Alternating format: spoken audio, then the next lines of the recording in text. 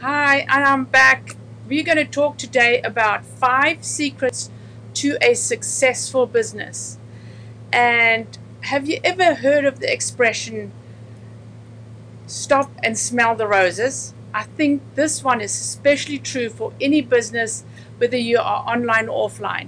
Often in my business coaching that I've observed entrepreneurs, this trend reveals eager entrepreneurs that are so busy and so excited in their business, and they're hustling for more business, and they're developing new ways to sell. So they really stand and look at their business from outside. And so you got to take some time and actually look at what you're doing to be able to move forward. So if you want to share or put a comment below, please put a comment below, and I will answer anything that you put in there afterwards. And if you are on the replay, I'll do that as well. So anyway, so I am Veronica Jeans, and I'm an e-commerce business coach and mentor, and I help you become a successful e-commerce entrepreneur. My passion is to help you to grow your business and help you through the process of actually building your business, right? There's growing and you've got to build your business. So why should we stop and evaluate where we are? Life moves forward in emotion. Life happens around us. Things are happening, personal, business, everything is emotion. Facebook changes, Instagram changes, new things happening. We got to make decisions very quickly in our business life and in our personal life, right? So we thrive on completing the things we set out to do and then move on to the next thing. That's why we're entrepreneurs, okay? We are risk takers. We want to move forward.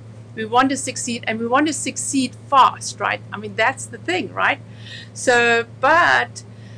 So we are doing this all by ourselves, and like I'm on my boat the whole day. So, and you do, especially if you're doing an e-commerce store, it's a very, very lonely business to do by yourself. And when you're starting, you don't think about it. You don't think about, well, I'm going to sit here all day and I'm on the computer and I don't talk to anybody, except maybe if somebody has a problem, right?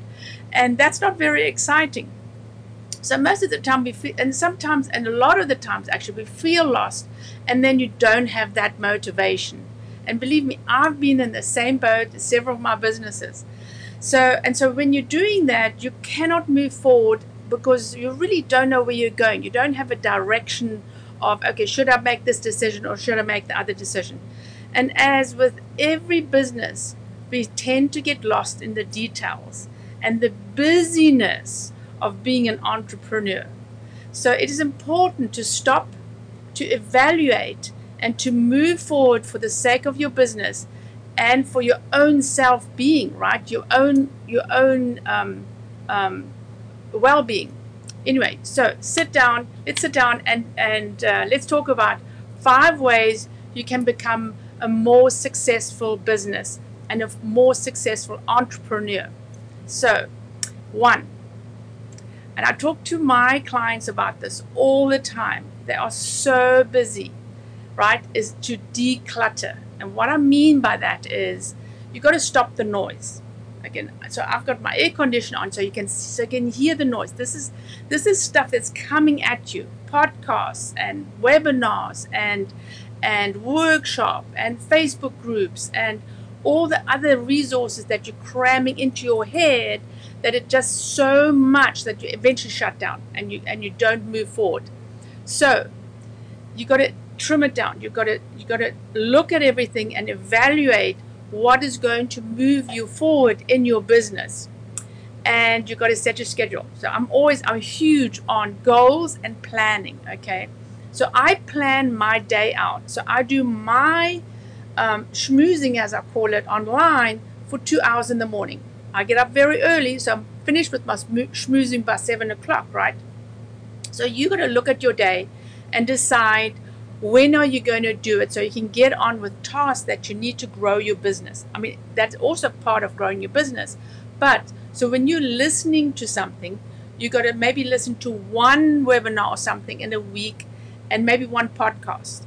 Because if you're listening to too much information and too much advice, you're not going to do anything because it's too much. I've just been to social media marketing world and it was overwhelming. There is so much information. So thank God they're putting the videos online so I can listen to them afterwards. But there's just so much information. And there's only so much information that you can absorb and actually make a decision on, okay, that I'm going to do this and I'm going to move forward with that really great idea in my business.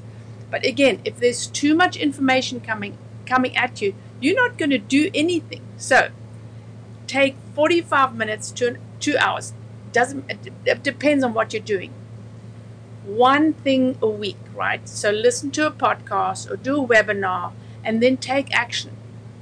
Don't listen to too much because again, it's just your brain is just going to shut down from too much information, and you're actually going to get stuck and not do anything in your business, and then you're going to get demotivated, and then nothing's going to happen, and then you think that your business is not moving forward, right?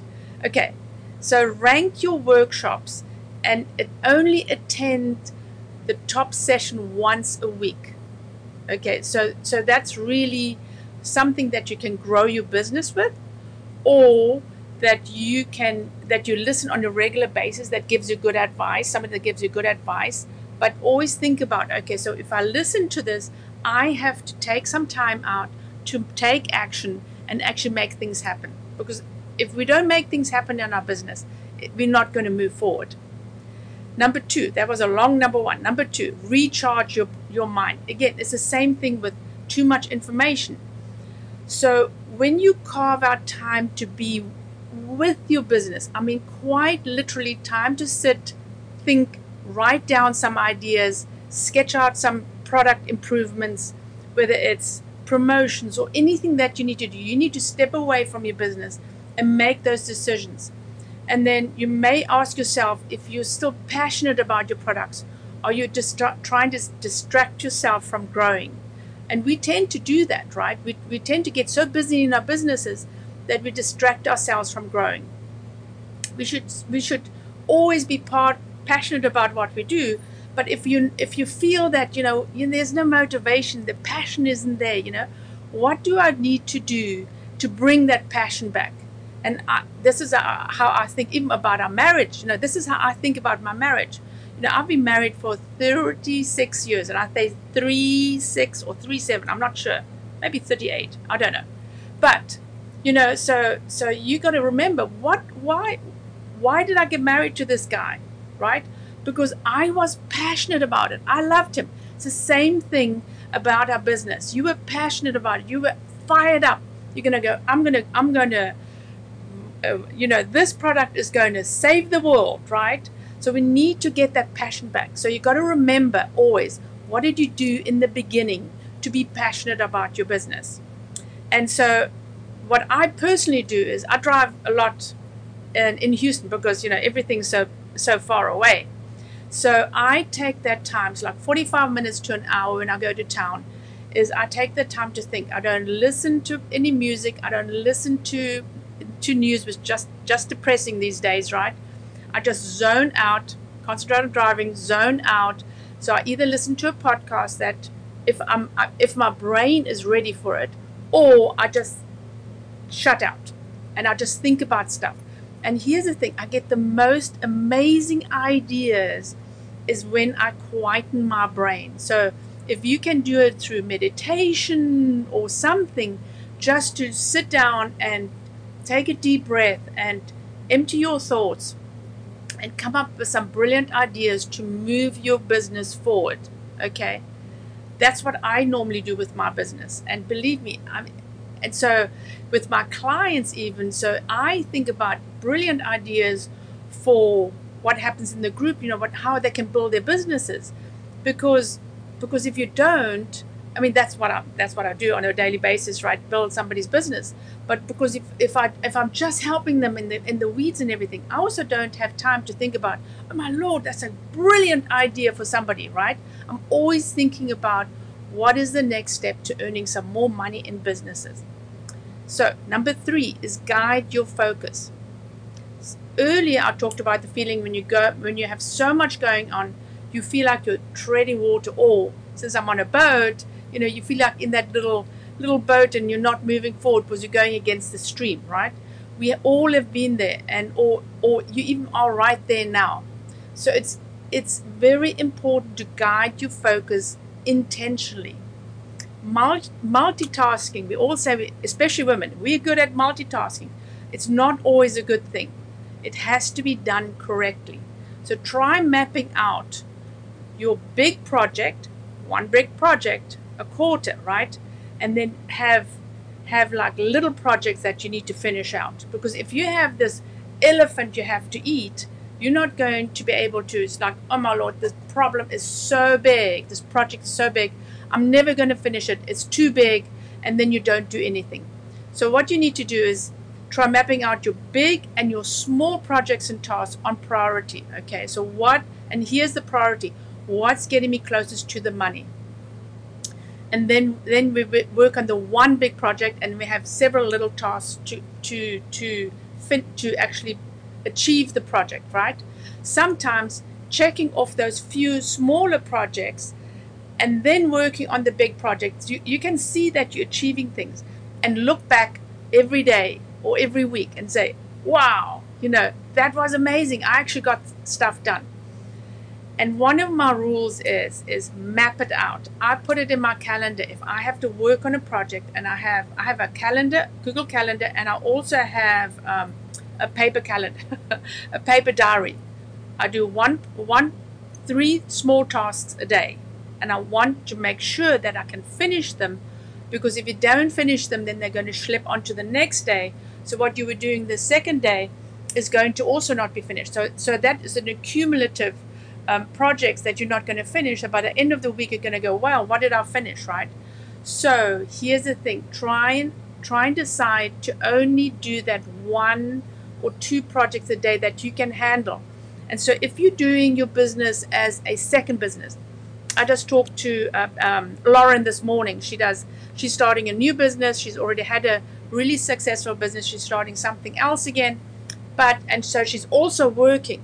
So she only has so much time to concentrate on her business, on her new business, right? And then she has her old business to sort out as well. So you got to think about it this way: do one thing, just one thing a day. I've got a few clients that have, they've got great ideas, they want to sell something, and they've got their business, they're starting to get their businesses online, but they need to get to that point. They need to resign from their job, earn enough money, resign from their job, and concentrate on their business. So they have 2 things they're doing. They have a job 8 hours, and then they do their business in the evening or whenever. So don't give up, because here's what you can do: is do one thing, one small thing a day. Okay, I know you come home and you're tired, for your business. Just one small thing a day for your business. So by the end of the week, wow, I have achieved something for my business, to grow my business, and that'll make you enthusiastic again and say, wow, I'm really, this is it, I'm moving forward, and I'm moving toward the business that I want to grow and be proud of, right? So guide your focus.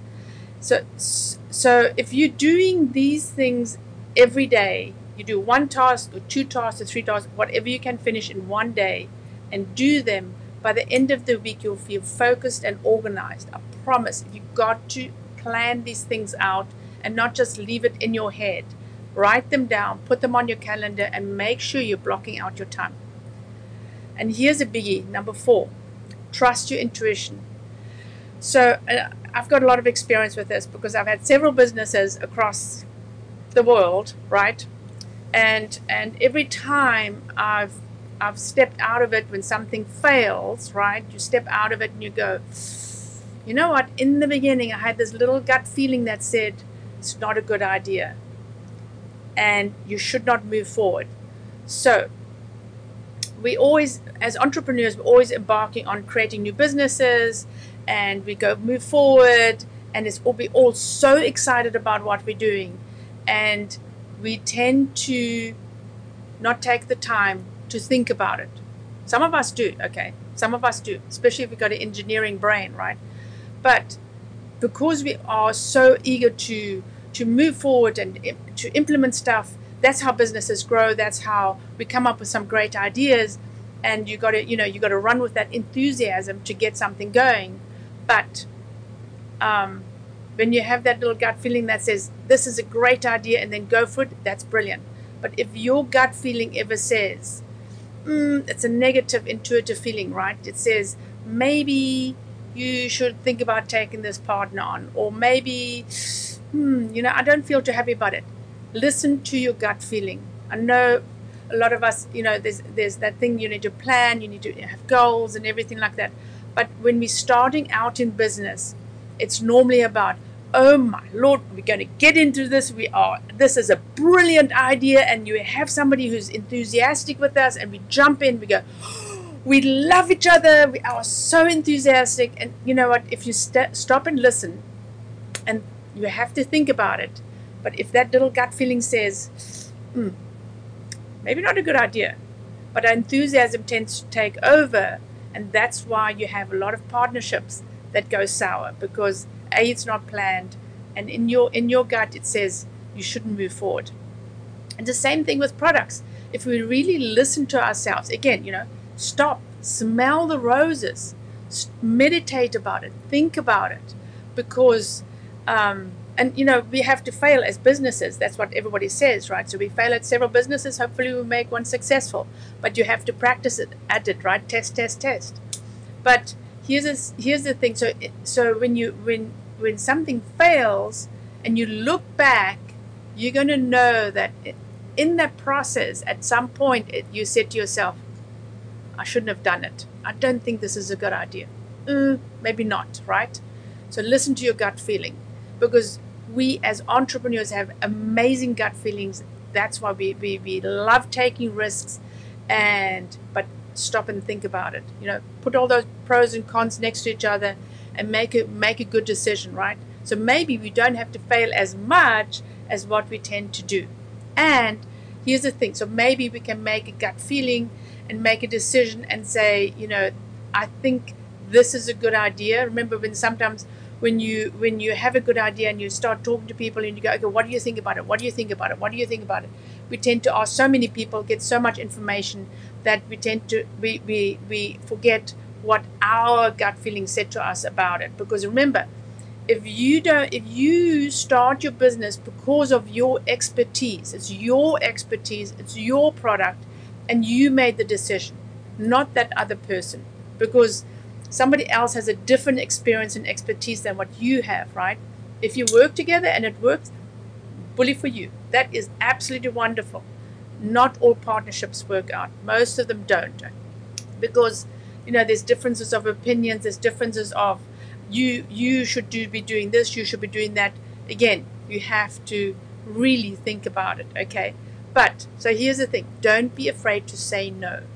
And me personally have had a lot of experience in this. I've always said, hell yes, this is a brilliant idea. I think we should go for it. I'll schlep everybody with me, right? I'm that enthusiastic. Hindsight is, man, I shouldn't have done that, right? But I did enjoy the ride and I did learn something, right? So don't be afraid to say no, okay? Number 5, ask for help. So here's a example. If your arms are full and something starts slipping, if you're carrying something starts slipping, do you tend to ask for somebody to help you, right? We're not going to just let it fall. So I would really hope that everybody will ask for help, especially in your business, because as I said before, that most of e-commerce, you're in front of your computer, you're ordering stuff, you're selling stuff, you're in your store, you're doing the admin. It's a lonely life, right? Until you maybe get a couple of employees that help you. It's still a lonely life, because your employees cannot share that. It's not their baby, right? They're there for a salary. They're there for a income check, right? Whatever it's called here. Okay, but because this is your baby, it's your expertise, it's your products, your passion. So it's a very, very lonely feeling, right? So you have to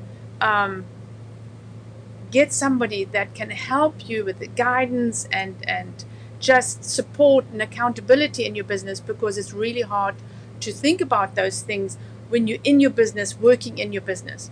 And here are the most successful people nowadays have mentors and coaches. Okay, so even I have several. Actually, throughout my life, I've had several. I've been really, really fortunate to have amazing people guide me.